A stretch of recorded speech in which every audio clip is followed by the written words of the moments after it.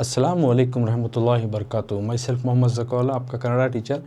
जो कि SLC यानी 10ನೇ ತರಗತಿ द्वितीय भाषा कन्नड़ा, इसमें जो है हम लोग पिछले क्लासेस में अभी तक जो है पार्ट 4 तक जो है गुरी पोयम में पार्ट 4 तक जो है गुरी पोयम में टिल संदर्भ तक यानी संदर्भादोड़नी विवरिसी इस मेन तक जो है मैं एक्सप्लेनेशन देकर हूँ और आपको डिटेल से उसमें समझा करूँ किस तरह से पॉइंट वाइज आपको जो है संदर्भ आया तो आंसर करना है। तो 3 संदर्भ already according to the text book, जिस तरह से टेक्स्ट बुक में सवालात पूछे गए उस तरह से मैं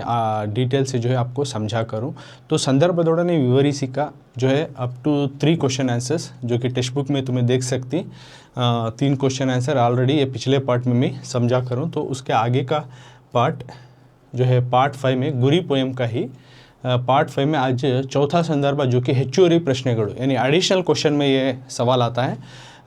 इसको मैं आज डिस्कस करने वाला हूँ। तो टेक्स्ट बुक में नहीं है लेकिन according to your additional question में यानी एग्ज़ाम में ये क्वेश्चन पूछ सकते हैं। इट्स अ वेरी इंपॉर्टेंट, तो कि यहाँ से मैं आज कंटिन्यू कर रहा हूँ। तो आप पिछला सभी 3-4 वाक्य 8-10 वाक्य संदर्भ देखने हैं तो मेरे पिछले पार्ट में जाकर देखो। तो बार बार आपको मैं रिमाइंड करते रहता हूँ कि आप पूरे पार्ट्स देखें, ना सिर्फ एक पार्ट या 2 पार्ट देखकर ना छोड़ें, क्योंकि सिर्फ उसमें पोएम एक्सप्लेनेशन होकर होता है, डिटेल या फाउंडेशन समझते हो। अकॉर्डिंग टू द एग्ज़ाम किस तरह से आप फेस करना है, प्रिपेयर होना है, अच्छे से उसको आंसर करना है टेस्ट या एग्ज़ाम्स में या मिड टर्म्स में या फाइनल एग्जामिनेशन में, तो आप कंप्लीटली ऑल द पार्ट्स आप गो थ्रू करेंगे तो डिटेयली आपको समझ में आया था। और आपको किसी भी तरह का क्वेश्चन दे एग्जाम में, you are ready to write easily और आपसे सामना कर सकते हो, फेस करते हो। किसी भी तरह का क्वेश्चन दे आपको कोई भी दिक्कत नहीं होता एग्जाम में। So go through all the parts childrens. तो आज जो है मैं 4th क्वेश्चन संदर्भदोड़ने विवरिसी में बता रहा हूँ। प्रश्न 4 क्वेश्चन नंबर 4, दूड़ू बाळ्वेयनु यानी अपनी ज़िंदगी को जो है चलाओ, अपनी ज़िंदगी को लगाओ पौरुषद ಹೊನಲೊಳಗೆ यानी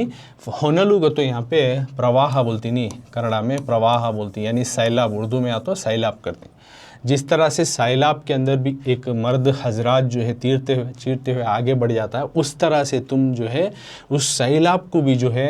आगे बढ़ने वाला इंसान बनाओ। यानी अपनी ज़िंदगी को इस तरह से, अगर सैलाब भी आ जाए उसको चीरते हुए तुम आगे बढ़ो, इस तरह की तुम अपनी ज़िंदगी को चलाओ, इस तरह की तुम्हारी ज़िंदगी को लगाओ। दूड़ू बाळ्वेनु पौरुषद ಹೊನಲೊಳಗೆ घर को बोल रहे हैं, यानी तुम अपनी ज़िंदगी को चलाओ, आगे बढ़ाओ। उस तरह से एक मर्द हजरात जो है, इवन जो फ्लड आ जाए उसमें तीरते हुए आगे बचकर आ जाते हैं, आगे आ जाते हैं, उस तरह से तुम भी अपनी ज़िंदगी को लगाओ। उसमें कौन सा भी प्रॉब्लम है, हर्डल्स है, उसको चीरते हुए आगे बढ़ो। तो इसको पॉइंट वाइज तुम्हें लिखती संदर्भ को ऑलरेडी मैं बता करूँ, पिछले क्लासेस में आपको मालूम होता है। यानी पहला पॉइंट जो है आइक्य होता है, यानी सेलेक्टेड, यानी आप इस दिए गए लाइन को एक्सट्रैक्ट को किस जो है सबक से लिया गया है और आथर क्या है वो डिटेल से लिखती। तो फर्स्ट पॉइंट में तुम्हें आइक्य में लिखते यानी सेलेक्टेड एम गोपाल कृष्ण अडिगारा, यानी सबक को लिखो इसो, नज़म को लिखो इसो, गुरी नज़म को कौन का, तो एम गोपाल कृष्ण अडिगा, तो उनको मेंशन करती। एम गोपाल कृष्ण अडिगारा इनका गुरी नाम का कवनदिंद, इस नाम के गुरी नाम के पोयम से, पोयम से ಈ ಸಾಲನ್ನು ಗುರಿ नाम के पोयम से इस लाइन को ಆಯ್ದುಕೊಳ್ಳಲಾಗಿದೆ, सेलेक्टेड या ಆರಿಸಲಾಗಿದೆ, ಆಯ್ದುಕೊಳ್ಳಲಾಗಿದೆ, कौन सा भी लिखो। तो ना मुश्किल हो रहा है तो ಆರಿಸಲಾಗಿದೆ लिखो, वो दोनों का माना सेम ही है। ये थोड़ा स्टैंडर्ड वर्ड है, बस सिंपल लिखती तो ना डिफिकल्ट हो रहा। ಆರಿಸಲಾಗಿದೆ ऑप्शन, ಆಯ್ದುಕೊಳ್ಳಲಾಗಿದೆ नहीं लिख सकते तो ಆರಿಸಲಾಗಿದೆ लिखो। यानी इस दिए गए लाइन को एम गोपाल कृष्ण अडिगा जो है लिखे हुए हैं नज़म का, तो उनके गुरी नाम के पोयम से इस लाइन को लिया गया है। ये फर्स्ट पॉइंट में आया ना। नेक्स्ट जो है किसने किसको कहा कर को लिखती नहीं, वो यारो यारिगे ಹೇಳಿದರು, यहाँ आता सेकेंड पॉइंट। ये फर्स्ट पॉइंट हो गया आइके। अभी सेकेंड पॉइंट में मनुष्य यानी इंसान जो है, इंसान तन्ना जीवनವನ್ನು अपनी ज़िंदगी को, इंसान जो है अपनी ज़िंदगी को ಹೇಗೆ किस तरह से, इंसान जो है अपनी ज़िंदगी को किस तरह से, मनुष्य तन्ना जीवनವನ್ನು, इंसान जो है अपनी ज़िंदगी को ಹೇಗೆ किस तरह से ಸಾಗಿಸ चलाना बेकेन्नुवागा, चलाना कर को बोल रही तो पोइट उस दौरान कवि ಹೀಗೆ उस दौरान जो है पोएट नज़मकार जो है ನುಡಿದಿದ್ದಾರೆ इस जुमले को कहा। इंसान यानी अपनी ज़िंदगी को कैसे बिताना कैसे चलाना कर को बोलने के दौरान इस जुमले को कहा है। किसने कहा है, आगाना है, कवर हो गया। कवि ಹೀಗೆ ನುಡಿದಿದ್ದಾರೆ, the poet has been said this sentence, poet नज़मकार ने इस लाइन को कहा है। नेक्स्ट अब संदर्भ, थर्ड पॉइंट में संदर्भ लिखती। मनुष्य यानी मनुष्य, इंसान, ह्यूमन हेडियागबारदु, वो जो है डरपोक नहीं बनना, you should not be a covered, वो कवर्ड इंसान नहीं बनना है, डरपोक नहीं बनना है। शंडनागबारदु करके बोल रहे, यानी उन्हें मर्द जो है डरपोक नहीं बनना कर को, तो ये नहीं लिखे तो भी चलता तुम्हें, हेडियागबारदु, और यानी डरपोक नहीं बनना है। कष्टगळन्नु यानी मुश्किलात को एदुरिसी, मुश्किलात को जो है फेस करते हुए, सामना करते हुए, निल्लुवा यानी मुश्किलात को सामना करते हुए खड़ने वाला, गट्टीतना यानी उसमें घट्टागी हिम्मतागी जो है अवनल्लिरबेकु, उसमें रहना, यानी इंसान का तो कैसा रहना, मतलब उन्हें हेडियागबारदु यानी जो भी उसके गुरी या एम में उन्हें टारगेट रखो गोल में अचीव करना, तो उसमें रुकावटें, मुसीबतें, हर्डल्स आए तो यानी मुसीबतें आए तो उसको छोड़कर भागने वाला, डरपोक नहीं बनना, सरेंडर नहीं करना, और साथ में कष्टगळन्नु एदुरिसी, जो उसमें मुसीबतें आती हैं उसको सामना कर कर, निल्लुवा गट्टीतन, उसको हिम्मत से खड़े रहकर डट के सामना करने का जो ब्रेवनेस या करेजियस जो है उसमें रहना, अवनल्लिरबेकु इंसान में रहना। और साथ में कह रहे हैं कि ಒಳ್ಳೆಯ ದಾರಿಯನ್ನು, अच्छे रास्ते को आयके ಮಾಡಿಕೊಂಡು, यानी अच्छे रास्ते को जो है सेलेक्ट करना, अच्छे रास्ते को पकड़कर मनुष्य, पुरुष यानी मर्द हजरात या इंसान जो है प्रयत्नದ ಪ್ರವಾಹದಲ್ಲಿ एक ट्राई करते हुए, एक फ्लड आ गया, सैलाब आ गया, उसमें वो सपड़ गया, उसमें बीच रास्ते में जो है सैलाब में वो उसमें जो है अटक गया, वैसा इंसान जो है उसको पार करते हुए कोशिश कर को तैरते हुए आगे बढ़ना, ಮುಂದುವರಿಯಬೇಕು, उसमें आगे बढ़ना। आग तन्न गुरियन्नु, उस दौरान तन्न गुरियन्नु तलुपಬಹುದು, उस दौरान जो है वो अपना गोल को, अपने एम को जो है कर सकता है, पूरा कर सकता है, यानी अपना जो है मकसद को पूरा कर सकता है। तन्न गुरियन्नु तल, अपने मकसद को जो है पा सकता है। ಎಂದು कवि इस तरह से कहते हुए पोएट जो है ಬದುಕಿನ यानी ज़िंदगी के रास्ते को, ಬದುಕಿನ ದಾರಿಯನ್ನು ತೋರಿಸಿದ್ದಾರೆ, ज़िंदगी के रास्ते को जो है पोएट या नज़मकार जो है हमें दिखा रहे हैं, यानी किस तरह से हमारे मकसद को पाना कर को बताने के दौरान जो है पोएट इस लाइन को कहा है कर को। तो ये हुआ संदर्भ। अब 3 पॉइंट भी कवर हो गया। 4th पॉइंट स्वारस्य में क्या लिख सकते हैं, लास्ट पॉइंट में लिखना है। स्वारस्य क्या, मनुष्यनु यानी इंसान ತನ್ನ ಗುರಿಯನ್ನು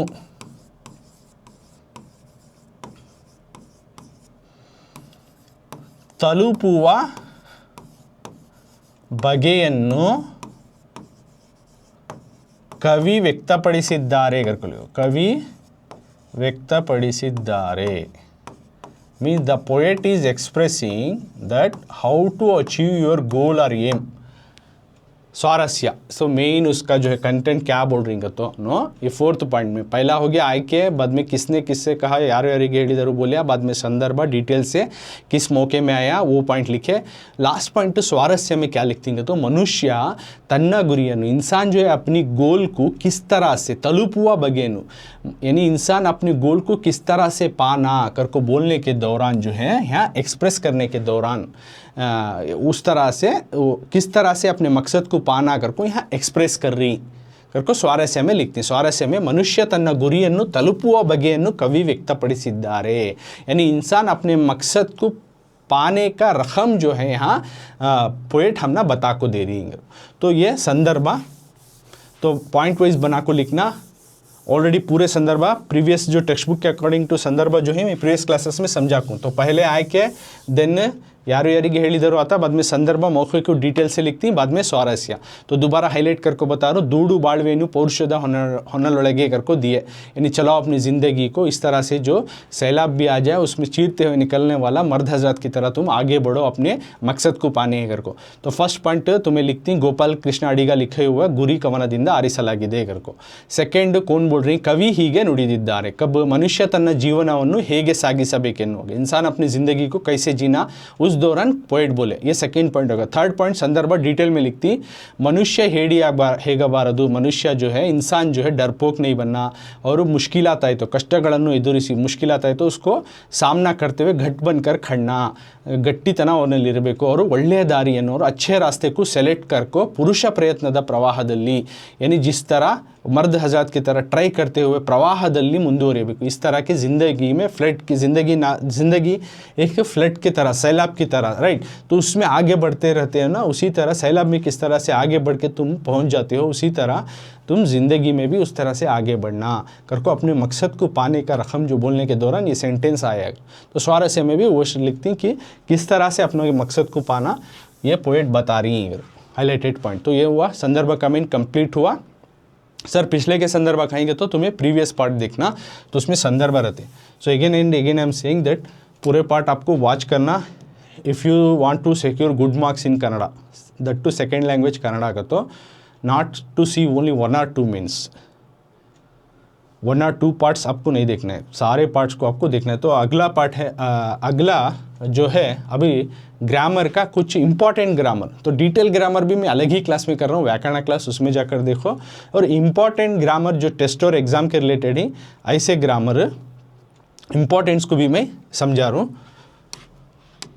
तो उसमें भाषा अभ्यास यानी लैंग्वेज प्रैक्टिस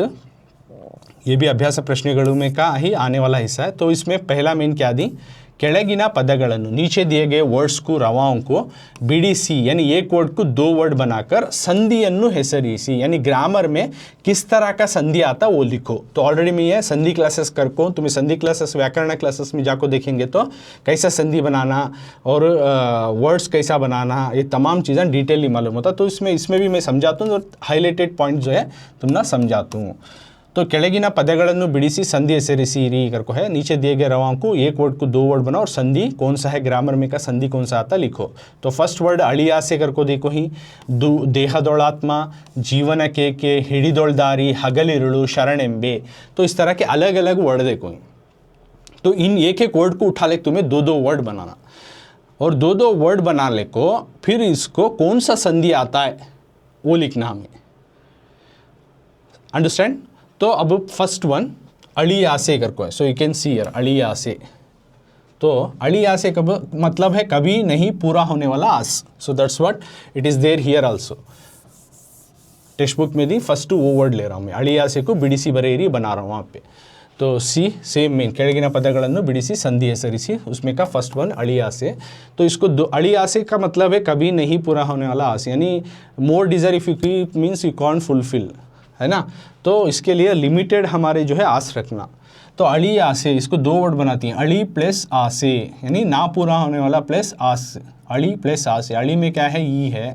तो यहाँ पे आ है स्वरा देख लेना इसमें का स्वरा क्या है इसमें का स्वरा यानी ओवेल्स लेटर्स क्या क्या हैं तो यहाँ ली का तो ई का आवाज़ आ आया तो देखो ये दोनों भी चले गए इसके बदली क्या आया है या का आगमन हो गया इसलिए यकार आगम संधि बोलते हैं या फिर आप डायरेक्टली लिखना चाहते हो तो आगम संधि भी लिख सकते हो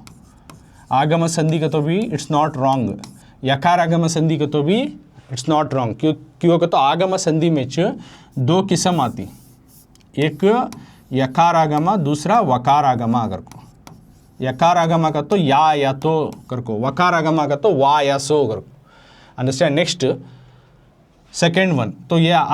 या आया इसलिए यकार आगम या फिर आगम संधि दोनों का माना सेम है तो आगम संधि में आता है अंडरस्टूड तो अब दूसरा जाएंगे दूसरे में क्या दी देहदोलात्मा अगर को वर्ड है सेकेंड वर्ड सी है सो टेक्स्ट बुक में भी वही है देहदोलात्मा देहदोलात्मा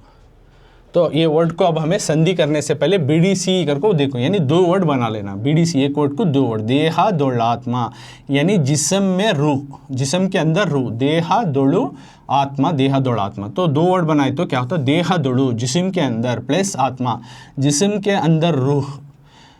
इन बॉडी सोल, आत्मा का तो सोल, इन द बॉडी, देहा दोड़ू यानी इन द बॉडी यानी जिस्म के अंदर।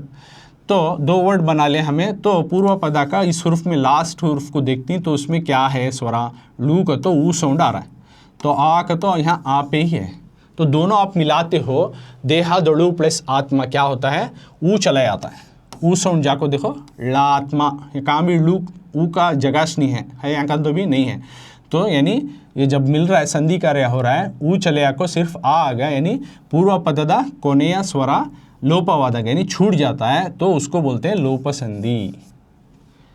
अंडरस्टैंड। तो इस तरह से पूर्व पदा कोनेय अक्षर का जो स्वरा है उसका छूट जाता है, और उत्तर पदा का जो है स्वरा वो कांस्टेंट वैसा ही रहता है। तो लिखने के दौरान जब मिला को एक वर्ड बनाती तब तो उसको लोप संधि बोलते। तो ये हुआ सेकेंड वन किस तरह से करना। नेक्स्ट थर्ड वर्ड है जीवन के, BDC बरेरी में इन द टेक्स्ट बुक सी है जीवन के वो कर रहा हूँ। तो जीवन के थर्ड वन, थोड़ा यहाँ प्रिंटिंग मिस्टेक है, बराबर कर लो, जीवन के, जीवन के।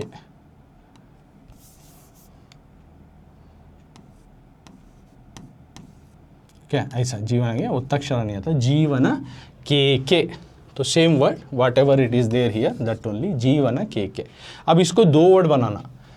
तो जीवन के जिंदगी को क्यों,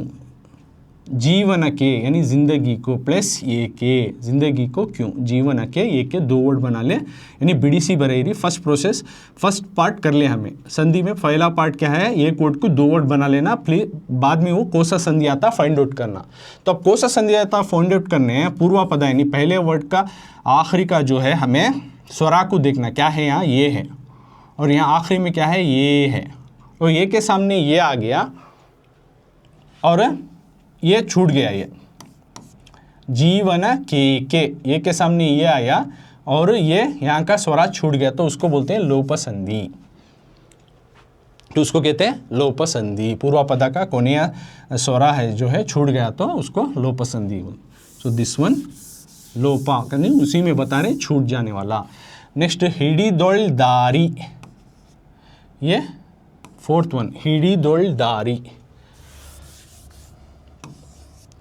तो हिडिदोल्दारी, हिडिदु प्लस वल्दारी, दो हिडी और दारी 3 वर्ड मिलाकर जो है एक वर्ड बना, पकड़ो अच्छे रास्ते को, वल्दारी वल्ले दारी, हिडी वल्ले दारी, पकड़ो अच्छे रास्ते को, हिडिदोल्दारी। देखो हिडिदु प्लस वल्दारी, पकड़ो अच्छे रास्ते को। हिडिदु करने में पूर्व पदा ये उत्तरा पदा हो गया, फर्स्ट वर्ड को पूर्व पदा, सेकंड वर्ड को उत्तरा पदा बोलती। तो फर्स्ट वर्ड में का आखिरी लेटर को देखना, इसमें स्वरा क्या है, दू का तो वो साउंड आ रहा है, यहाँ ओ का तो ऑलरेडी वो स्वरा है। कौन सी वोवल साउंड्स कौन से आती हैं इस आखिरी लेटर में, इस वर्ड के आखिरी लेटर में और इस वर्ड के पहले लेटर में, वो उर्फा नोट कर लेना तुम्हें। दू का तो वो आया, वोवल साउंड वो लिख ले, या वो एज इट इज़ है वो लिख ले। तो जब दोनों मिला के लिखते हो, देखो हिडी दोल दा आ, हिडी दोल दारी को क्या हुआ, हिडी दोल दो लू दारी, यानी आया। तो इस वजह से ये क्या होता है लोप संधि। नहीं ये 1 मिनट, ये लोप संधि नहीं आता, 1 मिनट में ये लास्ट में समझाता हूँ, ये प्रिंटिंग मिस्टेक है। हगल इरुलू, देखो ऊ के सामने वो आया और यहाँ वो बनिया, आ साउंड आया, हिडी दोड़ू प्लस दारी, हगल इरुलू, देखो हगलू प्लस इरुलू, this one I will tell you, हगल इरुलू, ये देखो हगल इरुलू, हगलू प्लस इरुलू, दोनों जब मिलता है तो लू में कौन सा छुपा है स्वरा ऊ है, यहाँ कौन सा है ई है, तो दोनों आपस में मिला है, हगलू प्लस इरुलू मिला है तो क्या होता है, यहाँ ऊ छूट जाता है, सिर्फ ई रहता है। देखो यहाँ ऊ का आवाज़ नहीं आ रहा है, हगलिरुळु, हगलु प्लस इरुळु, लू में ऊ स्वर है, ई में ई एज इट इज़ है, पूर्व पदा का आखिरी लेटर में ऊ साउंड आ रहा है, उत्तरा पदा का पहले उर्फ में ई साउंड आ रहा है। तो दोनों जब मिलाते हो तो यहाँ सिर्फ हगली ई हाईलाइट हो रहा है, ऊ को जगह नहीं है लू में, देखो इसका ऊ चला गया, सिर्फ ई रह गया इसमें, तो इसके वजह से लो पसंदी, पीछे का स्वर छूट गया तो उसको कहते हैं लो पसंदी।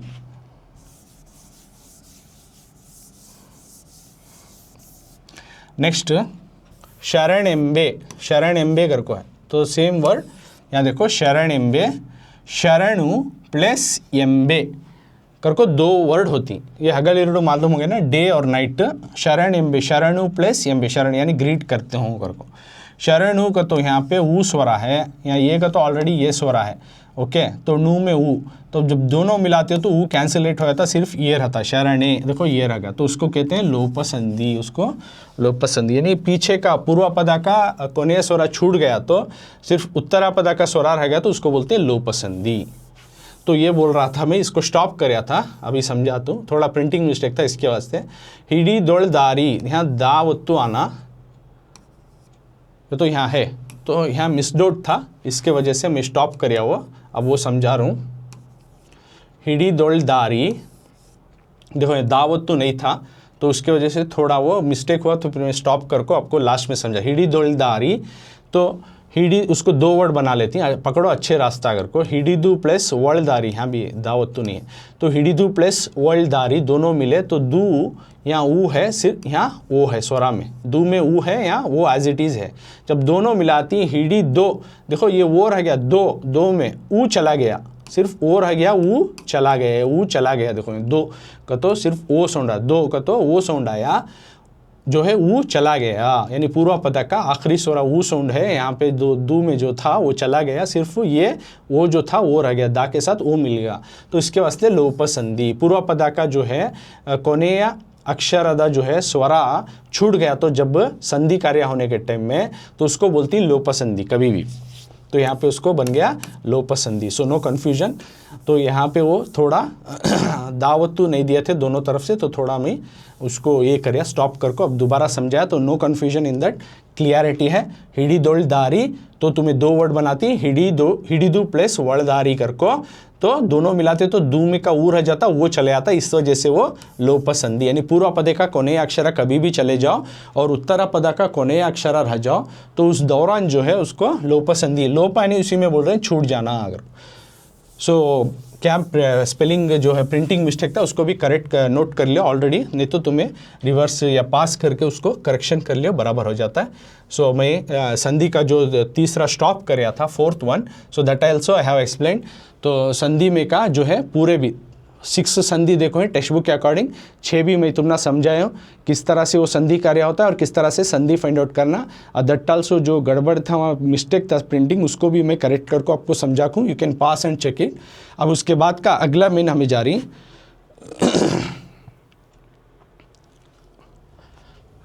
ಸ್ವಂತ ವಾಕ್ಯದಲ್ಲಿ ಬಳಸಿ ಬರೆಯಿರಿ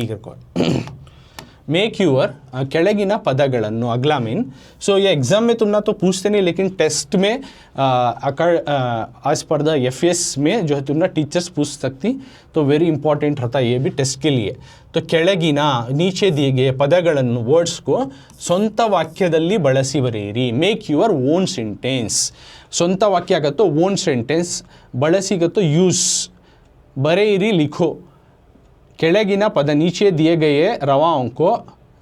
तुम्हारे ओन जुमलों में, स्ವಂತ वाक्य ओन जुमलों में इस्तेमाल करके लिखो। रवा देती वर्ड्स देखो रहती, हमें उन वर्ड्स से जो है सेंटेंस बनाना, जुमला बनाना। तो पहला क्या है, ध्येय अगर को दी, ध्येय इससे एक जुमला बनाना। पराहिता, गई में, मई सिरी, तो ये 4 वर्ड ही, 4 वर्ड के अलग अलग हमें सेंटेंस बनाना। तो वर्ड तुम ना हुआ उसके सेंटेंस बनाते हुए मैं माना समझाता हूँ, तो note down this.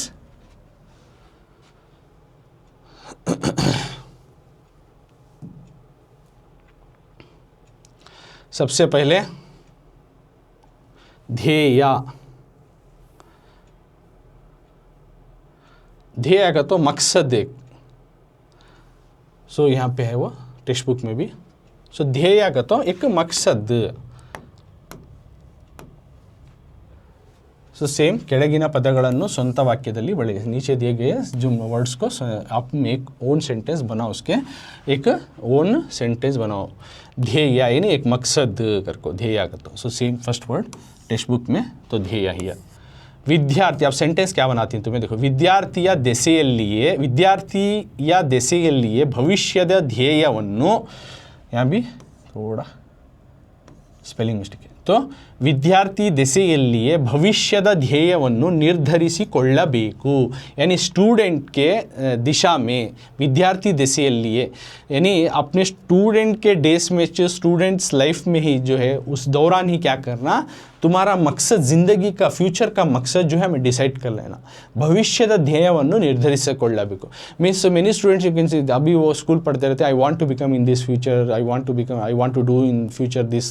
Course I want to do study like this मैं ये बनना चाहता हूँ ये करना है तो पहले डिसाइड करते हैं बहुत सारे बच्चे राइट तो उसी तरह से यहाँ विद्यार्थी दशेಯಲ್ಲಿ स्टूडेंट के वे में स्टूडेंट जब सोचता है उस रास्ते में भविष्यದ ಧ್ಯೇಯವನ್ನು फ्यूचर का जो मकसद जो है उन्हें निर्धारित डिसाइड कर लेना फ्यूचर के मकसद को उन्हें डिसाइड कर लेना भविष्यದ ಧ್ಯೇಯವನ್ನು ನಿರ್ಧರಿಸಿಕೊಳ್ಳಬೇಕು कब एज ए स्टूडेंट के दौरान ही विद्यार्थी दशೆಯಲ್ಲಿಯೇ भविष्यದ ಧ್ಯೇಯವನ್ನು उसका फ्यूचर का आगे आने वाले का जो मकसद को उन्हें डिसाइड कर निर्धरिसिಕೊಳ್ಳಬೇಕು यानी उन्हें तय कर लेना यानी अपने स्टूडेंट की लाइफ की ज़िंदगी में जो है अपने आगे वाले मकसद को उन्हें तय कर लेना अगर को अंडरस्टूड नेक्स्ट अब सेकेंड स्ವಂತ वाक्य यानी ओन सेंटेंस ये ध्येय कर लिया हमें पराहिता पराहिता मतलब दूसरों को भलाई चाहना अच्छाई चाहना पराहिता पराहितವನ್ನು दूसरों का हित चाहने वाला दूसरों को भलाई चाहने वाला बयसुवವರು इस तरह से चाहने वाले लोग जो हैं अपरूपवागुತ್ತಿದ್ದಾರೆ बहुत अप्रूप हो जा रहे हैं बहुत कम हो जा रहे हैं कि दूसरे लोग को भी अच्छाई हो जाए भलाई हो जाए ऐसा सोचते नहीं so everybody thinking their own purpose self के बारे में ज़्यादा सोचते हैं हमारा भला हो जाए हमारा ये हो जाए बस सब बाकी क्या भी हो जाए हम ना फ़र्क नहीं पड़ता तो इस तरह के लोग कम हो रहे दूसरों को भलाई चाहने वाले लोग कम हो रहे हैं बोले पराहितವನ್ನು ಬಯಸುವವರು ಅಪರೂಪವಾಗುತ್ತಿದ್ದಾರೆ दूसरों को भलाई चाहने वाले लोग कम हो रही तो सेकेंड वन वाह अब थर्ड वन गई में अगर को देखो ये वर्ड गई में का तो क्या वर्क काम जॉब वो होता है रೈತನ ಗೈಮೆಗೆ यानी रೈತ का तो किसान फार्मर आपको मालूम है तो ರೈತನ ಗೈಮೆಗೆ यानी किसान के काम को उसकी मेहनत को ಬೆಲೆಯೇ यानी कीमती इल्लದಂತಾಗಿದೆ कीमती नहीं जैसा हो रहा है क्यों तो फार्मर देख सकते कितना स्ट्रगल कर को नेचर के साथ जूझ को और अपने सोसाइटी समाज के साथ भी जूझ को जो है मेहनत पढ़ को जो है ज़िरात करता है बाद में उसकी जो मेहनत रहती है जब वो फसल आती ले जब मार्केट में डालता है he is not getting the proper rate और वैल्यू फॉर हिज क्रॉप्स उसके क्रॉप्स को उसके जो है उगाने वाले फसल को सही दाम नहीं मिलता तो उसकी मेहनत को क्या वैल्यू नहीं क्या कर को इस तरह से सेंटेंस बना सकती हैं ರೈತನ ಗೈಮೆಗೆ ಬೆಲೆಯೇ ಇಲ್ಲದಂತಾಗಿದೆ किसान के मेहनत को उसके काम को जो है आज कीमती नहीं जैसा हो रहा है कीमती नहीं जैसा हो गया है ऐसे हालात आ गई नेक्स्ट तो गई में हुआ मई सिरी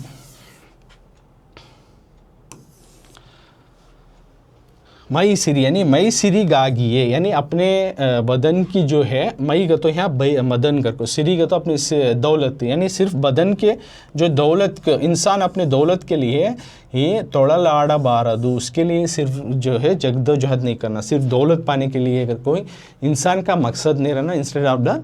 पराहिता यानी दूसरों का हित भी चाहना मई सिरिगागिए ತೊಳಲಾಡಬಾರದು एक सेंटेंस मई सिरी यानी सिर्फ दौलत के पीछे ही उसके पीछे लगे रहना मेहनत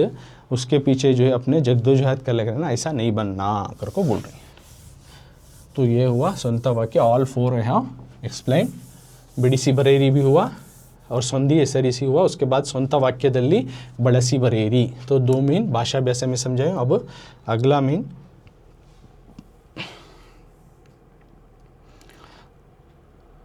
नेक्स्ट मीन ಕೆಳಗಿನ ಪದಗಳಿಗೆ ವಿರುದ್ಧಾರ್ಥಕಗಳನ್ನು ಬರೆಯಿರಿ करको देती below given words right the opposites of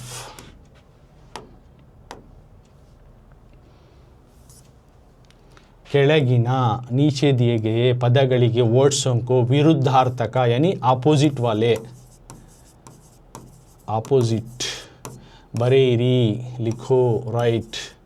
right the opposites for the following given words करको, नीचे दिए गए वर्ड्सों को उल्टे अर्थ वाले शब्द, क्या क्या वर्ड्स दी देखो, आ से,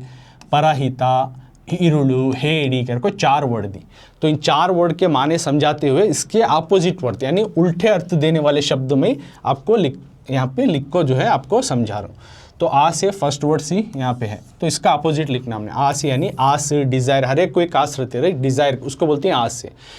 तो आपका वो पूरा नहीं हो तो क्या था, फुल निराश से होता, आ से निराश, आस पूरा होना नहीं पूरा होना उसको निराश है। पराहिता यानी सेम वर्ड, सी सेकेंड वर्ड है विरुद्धार्थक वर्ड टेक्स्ट बुक में, उसी को अब यहाँ समझा रहा हूँ। पराहिता यानी दूसरों का हित चाहना, भलाई चाहना। स्वाहिता यानी सिर्फ अपनी भलाई अपना हित चाहना, स्वाहिता। उसके बाद इरुलु करको, इरुलु मतलब नाइट, इरुलु मतलब नाइट। हगलु मतलब डे, हगलु मतलब डे यानी दिन, रात दिन। इरुलु रात, हगलु दिन यानी नाइट डे। इरुलु रात होता है, हगलु दिन होता है। Next same word it is in the text book, तो डिस्कस करिए। अब फोर्थ वर्ड हेडी, हेडी देखो, हेडी यानी कवर्ड, धैर्यशाली यानी ब्रेव, करेजियस, करेज कवर्ड,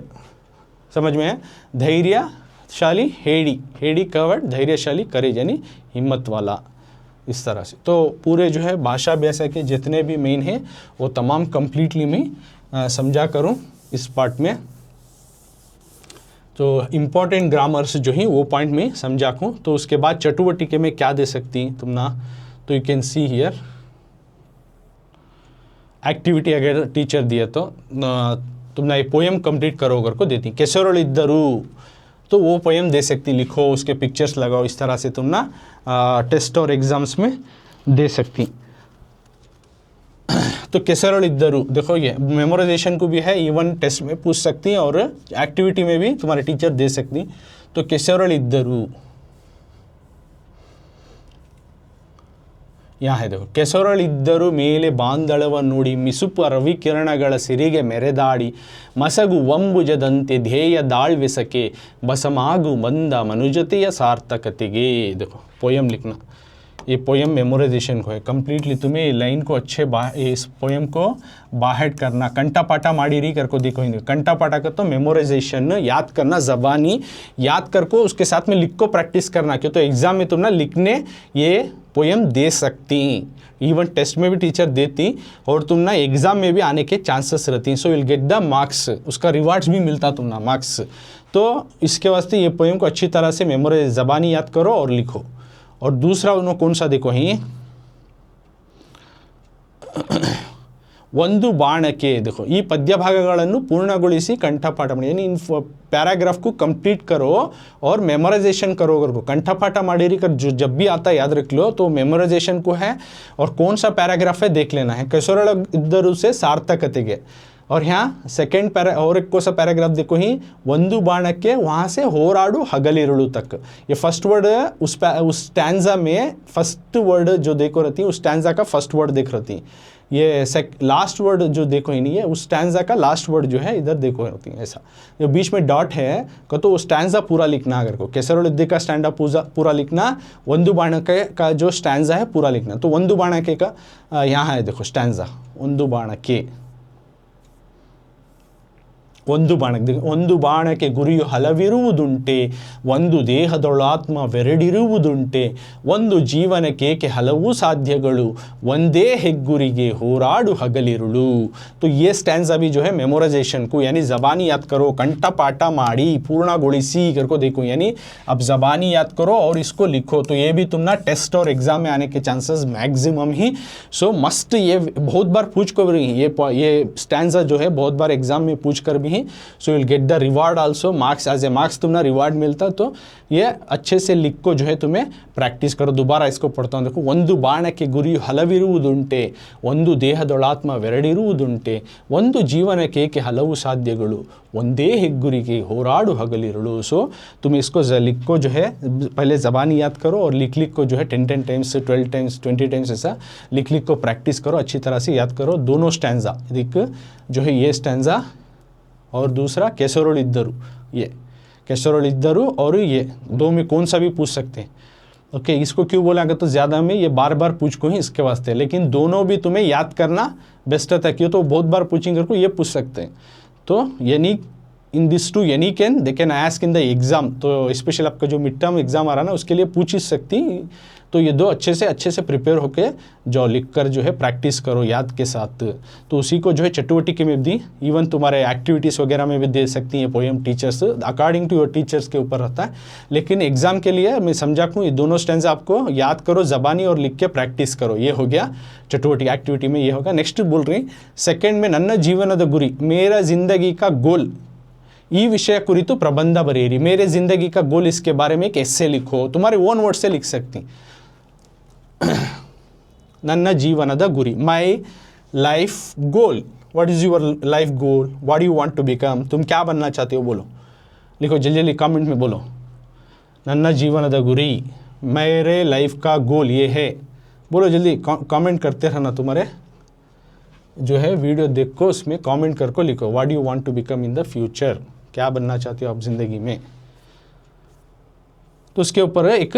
कुरितु विषय प्रबंध बरेरी करको देखो, यानी कैसे लिखो।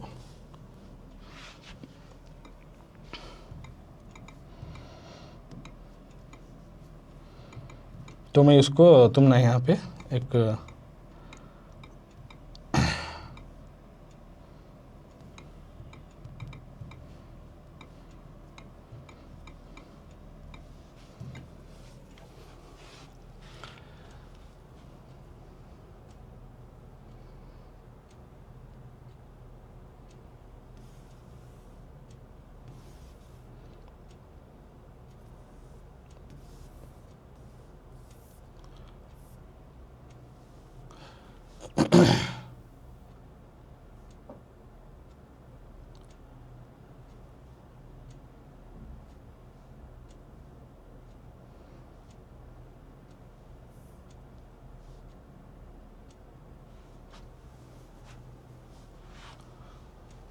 और एक दो स्टूडेंट्स को से तो लिखो हिंसों में वो दिखा को देता हूँ तुम ना, उस तरह से आप एडिशनल पॉइंट भी लिखकर जो है लिख सकते हो। फॉर एग्जाम्पल ये स्टूडेंट का लियो, he want to become a army man करते, ನಾನು ಒಬ್ಬ ಸೈನಿಕನಾಗಬೇಕೆಂಬುದೇ, I want to become a soldier, ನನ್ನ ಜೀವನದ ಆಸೆ ಮತ್ತು ಗುರಿ। तो ನನ್ನ ಜೀವನದ ಗುರಿ ಮೇ लाइफ का गोल मकसद, इसके ऊपर कुरितु प्रबंध बरेरी, कैसे लिखो कर को देखो। तो एक ये उठा लेंगे, एक बच्चा लिखो है सो ईजी रहने कर को, मैं तुम ना बता दे रहा हूँ सो डिफ़िकल्ट नहीं होना कर को। तो तुम्हें ನಾನು ಒಬ್ಬ ಮೈ एक जो है ಸೈನಿಕನಾಗಬೇಕೆಂಬುದೇ, I want to become a soldier, ನನ್ನ ಜೀವನದ ಆಸೆ ಮತ್ತು ಗುರಿ, मेरी ज़िंदगी का आस और मकसद यही है। और साथ में बोल रहा ನಾನು ಈ ದೇಶವನ್ನು ರಕ್ಷಿಸಿ, मैं इस मुल्क को जो है हिफाजत करके ಮತ್ತು ಅದನ್ನು ಕಾಪಾಡಬೇಕು, मैं इसकी मुल्क की हिफाजत करूँगा और मुल्क की जो है रक्षा भी करूँगा और इसको बचाऊँगा, ಕಾಪಾಡಬೇಕೆಂಬುದು। ನಾನು ಸೈನ್ಯದಲ್ಲಿ ಭರ್ತಿಯಾಗುತ್ತೇನೆ, इसलिए मैं जो है आर्मी में, इंडियन आर्मी में जो है अपने मुल्क के आर्मी में मैं ज्वाइन होना चाहता हूँ, क्योंकि ನಾನು ಈ ದೇಶವನ್ನು ರಕ್ಷಿಸಿ, मैं इस मुल्क को जो है हिफाजत करना चाहता हूँ, ಮತ್ತು ಅದನ್ನು ಕಾಪಾಡಬೇಕೆಂದು, और उसको मैं मुल्क को बचाना चाहता हूँ, इसलिए मैं ನಾನು ಸೈನ್ಯದಲ್ಲಿ ಭರ್ತಿಯಾಗುತ್ತೇನೆ, I want to join the army, इसलिए मैं आर्मी में ज्वाइन करना चाहता हूँ। ನಾನು ಚಿಕ್ಕಂದಿನಿಂದ, मैं बचपन से जो है ನನಗೆ ಸೇನೆ ಮತ್ತು मुझे बचपन से जो है आर्मी का तो ಮತ್ತು ಭಾರತದ ಮೇಲೆ ಪ್ರೀತಿ, मुझे बचपन से जो है भारत की आर्मी और भारत के ऊपर बहुत ज़्यादा प्यार और जो है बहुत ही ज़्यादा प्राउड फील होता है। इसलिए ಯಾವಾಗ ಗಣರಾಜ್ಯೋತ್ಸವ ಇರುತ್ತಿತ್ತು, तो कभी जो है जब जो है गणराज्योत्सव यानी रिपब्लिक डे जब भी रहता, जो रिपब्लिक डे होल नेशन में जब सेलिब्रेशन होता, गणराज्योत्सव को जो मनाया जाता, उस दौरान टीविಯಲ್ಲಿ ನಾನು, टीवी में मैं बैठ को देखता, टीविಯಲ್ಲಿ ನಾನು, टीवी में गणराज्योत्सव यानी रिपब्लिक डे के दौरान मैं सेनेಯ टुकड़ीಗಳನ್ನು, से जो है आर्मी का परेड होता है, जब रिपब्लिक डे होता है वहाँ पे देख सकती लाल किले के पास जो है आर्मी का अलग अलग बटालियन और उनका जो है अलग अलग फ़ौज के जो है अलग अलग जो टुकड़ी होती है यानी बटालियंस होती हैं, वो मार्च फास्ट कर लेको जाती, परेड कर लेको जाती। तो मैं उनके परेड को जो है, आर्मी के परेड को जो है बहुत इंटरेस्टली जो है रिपब्लिक डे के दौरान ಆಸಕ್ತಿಯಿಂದ ನೋಡುತ್ತಿದ್ದೆ. मैं बहुत ही इंटरेस्ट से देखता टीवी में बैठ के. और ನಾನು ಸೇನೆಯ ಕುರಿತು और मैं आर्मी के लेकर ಬಹಳಷ್ಟು ಪುಸ್ತಕಗಳನ್ನು, आर्मी के लेकर मैं बहुत सारे किताबों को जो है ओदुत्तेने और आर्मी के रिलेटेड उनके ब्रेवनेस, उनके करेजियस, उनके सैक्रिफाइस को लेकर, यानी किस तरह से हिम्मत से उन्हें मुकाबला करे दुश्मनों के साथ और किस तरह से अपने जान को कुर्बान करे मुल्क के वतन के वास्ते, तमाम चीज़ें जो उनके बारे में लिखी हुई, सिपाही उनके बारे में, आर्मी के बारे में, उन तरह के किताबों को भी मैं पढ़ना चाहता हूँ. मैं उनको अच्छी तरह से पढ़ते रहता हूँ. और साथ में बोल रहा है कि बच्चा ನಾನು भारतीय सेना कुरितु, मैं इंडियन आर्मी को रिलेटेड यानी भारत की सेना को लेकर ಬಹಳಷ್ಟು बहुत ज़्यादा ಮಾಹಿತಿಯನ್ನು, बहुत ज़्यादा इन्फॉर्मेशन, बहुत ज़्यादा जो है मालूमात कर्या हूँ, ಹುಡುಕುತ್ತಿದ್ದೇನೆ ಮಾಹಿತಿಯನ್ನು अलग अलग जो है इन्फॉर्मेशन और बहुत ज़्यादा जो है डीपली भारत की जो है आर्मी को लेकर मैं उसके बारे में जानकारी हासिल कर रहा हूँ. ನಾನು भारतीय सेनेयु होराडिदा, मैं जो भारत की सेना जो जिस तरह से जंग लड़ी और वो चीज़ों को जिस तरह फाइट करी दुश्मनों के साथ, अनेक युद्धಗಳ ಬಗ್ಗೆ जो जिस तरह से दूसरे मुल्कों के साथ जो जंग करी है, जो है वार करी, उसके बारे में ಬಗ್ಗೆ ಓದುತ್ತಿದ್ದೇನೆ, उसके बारे में भी मैं पढ़ रहा हूँ, इस तरह से बोल रहा बच्चा. तो ये एक शॉर्ट तुमना. इसके अलावा तुम्हें डिटेल अಲ್ಲ, ನಾನು ಒಬ್ಬ ವೈದ್ಯನಾಗುತ್ತೇನೆ, I want to become doctor, वो लिखो. ನಾನು ಒಬ್ಬ engineer, if you want to become engineer तो इंजीनियर आगे बयसोದು, उसमें कैसा कैसा वो डिटेल से आपकी चॉइस, आपके एम्बिशन के हिसाब से. एक बच्चा लिखा है उसके बारे में मैं डिटेल तुमने समझाया. अगर ये दिए तो ನನ್ನ ಜೀವನದ ಗುರಿ इसके ऊपर एक कैसे लिखेगा, तो एक शॉर्ट तुमने समझे, शॉर्ट से डिटेल भी आता है, एक शॉर्ट से तुमने समझाया हूँ. ओके, तो ये हुआ उस बच्चे का किस तरह से उन्हें आर्मी में ज्वाइन करना चाहता है और क्या क्या उन्हें प्रिपरेशन अभी से हो रहा है. सो उसके जज्बात को देख सकती हैं, तो कम्प्लीटली उसके वर्ड्स में जो है उन्हें एक्सप्रेस कर रहा है. तो इस तरह से मैं कम्प्लीटली जो है गुरी पोएम का जो है अब तक के पार्ट्स में, तुम्हें पूरे पार्ट जाकर भी देखना पड़ता बच्चों, एक दो पार्ट देखकर मत छोड़ो. तो मैं कंप्लीट अब तक के पार्ट में जो है इंक्लूडिंग प्रीवियस पार्ट्स में से लेकर जो है पोएम रीडिंग और प्रवेश, पाठ प्रवेश, रीडिंग, कवि परिचय, तुमना मीनिंग्स, डिटेल रीडिंग, एक्सप्लेनेशन, साथ में कंप्लीट अभ्यास प्रश्नಗಳು जो तुम्हारे टेस्ट और एग्ज़ाम के रिलेटेड जिस तरह मेन वेस क्वेश्चन आंसर पूछती, तमाम इंक्लूडिंग जो है उसके साथ जो है इंपॉर्टेंट ग्रामर पॉइंट्स और एक्टिविटीज़ और कुछ शॉर्ट एस्से भी जो है, यहाँ तक भी जो है कम्प्लीटली डिटेल जितना भी तुम्हारे टेक्स्ट में आता वर्ड टू वर्ड डिटेलली मैं तुमने अब तक का समझा करूँ. तो इस तरह से जो है गुरी पोएम का कंप्लीट जो है यहाँ पे ख़त्म होता है. इस तरह से मैं जो तुमना द्वितीय भाषा में जो पार्ट 1 टेक्स्ट बुक में जितने भी पोएम आते हैं वो कम्प्लीटली कवर अप कर पाऊँ.